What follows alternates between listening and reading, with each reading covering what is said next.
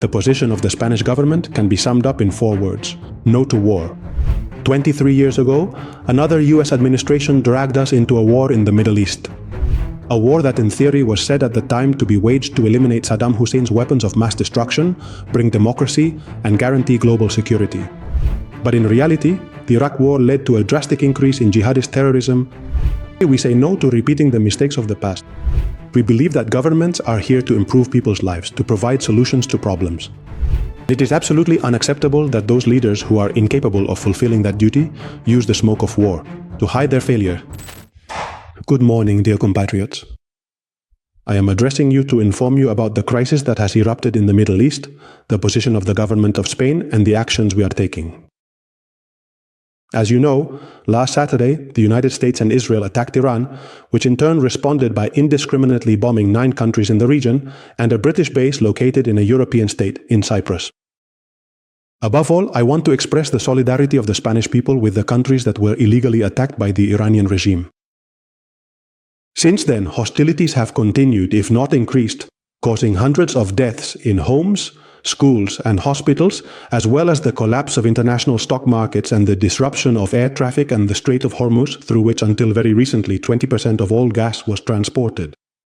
And of the world's oil? No one knows for sure what will happen now. Not even the objectives of those who launched the first attack are clear.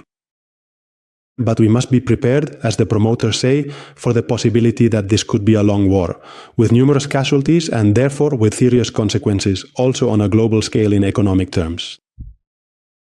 The position of the Spanish government in this situation is clear and consistent. It is the same position we have maintained in Ukraine and also in Gaza. First of all, we say no to the breakdown of international law, which protects us all, especially the most defenseless, the civilian population. Secondly, we say no to accepting that the world can only solve its problems through conflict, through bombs. And finally, we say no to repeating the mistakes of the past. In short, the position of the Spanish government can be summed up in 4 words: no to war. The world, Europe, and Spain have been here before. 23 years ago, another US administration dragged us into a war in the Middle East. A war that in theory was said at the time to be waged to eliminate Saddam Hussein's weapons of mass destruction, bring democracy, and guarantee global security. But in reality, seen in retrospect, it had the opposite effect. It triggered the greatest wave of insecurity our continent has experienced since the fall of the Berlin Wall. The Iraq war led to a drastic increase in jihadist terrorism and a severe migration crisis in the Eastern Mediterranean, and a widespread rise in energy prices and therefore also in the cost of groceries and the cost of living. That was the gift from the Azores trio to Europeans at the time: a more insecure world and a worse life. It is true that it is still too early to know whether the war in Iran will have consequences similar to those of Iraq, whether it will help bring about the fall of the terrible regime of the Ayatollahs in Iran or stabilize the region. What we do know is that it will not result in a more just international order. Nor will anything good come out of it: no higher wages, no better public services, nor a healthier environment.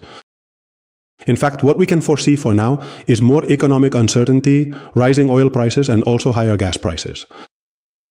That is why, from Spain, we are against this disaster. Because we believe that governments are here to improve people's lives, to provide solutions to problems, not to make people's lives worse. And it is absolutely unacceptable that those leaders who are incapable of fulfilling that duty use the smoke of war to hide their failure, and in the process line the pockets of a few, the usual ones, the only ones who win when the world stops building hospitals to build missiles instead. In this situation, the progressive coalition government will do the same as it has done in other conflicts and international crises. First of all, we are assisting Spanish men and women who are in the Middle East, and we will help them return to our country if that is, of course, their wish. The Foreign Service and the Army are working day and night to organize evacuation operations. It is clear that these operations are very delicate because the region's airspace is not safe, and because its airport network is severely affected by the attacks. But our fellow citizens can be certain that we are going to protect them and that we will bring them back home. Secondly, the government of Spain is studying scenarios and possible measures to help households, workers, businesses, and the self-employed so that they can mitigate the economic impacts of this conflict if necessary. Thanks to the dynamism of our economy and also to the responsibility of the government's fiscal policy, Spain currently has the necessary resources to face once again this crisis. Do we have the capacity? We also have the political will. And we will do so hand in hand with the social partners, just as we did during the pandemic, the energy crisis, or more recently, the tariff crisis. Thirdly, we are going to collaborate, as we always have, with all the countries in the region that advocate for peace and for compliance with international law.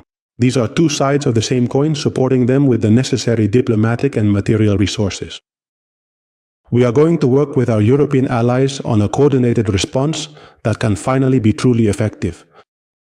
And we will continue working to achieve a just and lasting peace in Ukraine and in Palestine, two places that deserve not to be forgotten.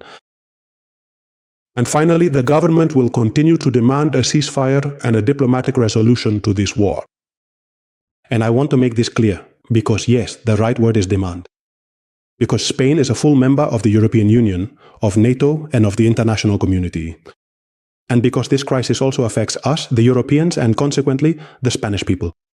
And that is why we must demand a resolution from the United States, Iran, and Israel so that they stop before it is too late. I have said it many times and I repeat it now. You cannot respond to one illegality with another, because that is how the great disasters of humanity begin. Let us remember how, before the start of the First World War in the 20th century, in August 1914, someone asked the then Chancellor of Germany how the First World War had begun. And he replied, shrugging his shoulders and saying verbatim, "I wish I knew, I wish I knew." Very often, great wars break out due to a chain of responses that spiral out of control because of miscalculations, technical failures, and unforeseen events. Therefore, we must learn from history and cannot play Russian roulette with the fate of millions of people. The powers involved in this conflict must immediately cease hostilities and commit to dialogue and diplomacy. And the rest of us must act consistently, defending now the same values we uphold when we talk about Ukraine, Gaza, Venezuela, or Greenland. Because the question is not whether we support the Ayatollahs or not. No one does, certainly not the Spanish people, and of course not the government of Spain either. The question, on the other hand, is whether or not we are on the side of international law, and therefore on the side of peace. The Spanish people have always rejected Saddam Hussein's dictatorship in Iraq, but that did not mean they supported the Iraq war, because it was illegal, because it was unjust, and because it did not provide a real solution to almost any of the problems it claimed to address. In the same way, we repudiate the Iranian regime that represses and cruelly kills its citizens, particularly women, but at the same time we reject this conflict and call for a diplomatic and political solution. Some will accuse us of being naive for doing so, but what is truly naive is to think that violence is the solution. It is naive to believe that democracies or respect among nations can arise from the ruins, or to think that blindly and servilely following others is a form of leadership. On the contrary, I believe that this position is not at all naive. It is consistent, and therefore we will not be complicit in something that is bad for the world. And that is also contrary to our values and interests, simply out of fear of reprisals from some. Because we have absolute confidence in the economic, institutional, and I would also say moral strength of our country. And because in moments like this, we feel prouder than ever to be Spanish. Are we aware of the difficulties? But we also know that the future is not written, that the spiral of violence which many already take for granted is absolutely avoidable. And that humanity can still leave behind both the fundamentalism of the Ayatollahs and the misery of war. Some will say that we are alone in this hope, but that is not true either. The government of Spain stands with those it should stand with. It stands with the values that our parents and grandparents enshrined in our constitution. Spain stands with the founding principles of the European Union. It stands with the Charter of the United Nations. It stands with international law, and therefore it stands with peace and the peaceful coexistence between countries. We also stand with many other governments that think as we do, and with billions of citizens throughout Europe, North America, and the Middle East, who ask not for more war or more uncertainty for tomorrow, but for more peace and more prosperity. Because the former only benefits a few, while the latter benefits us all. Thank you very much.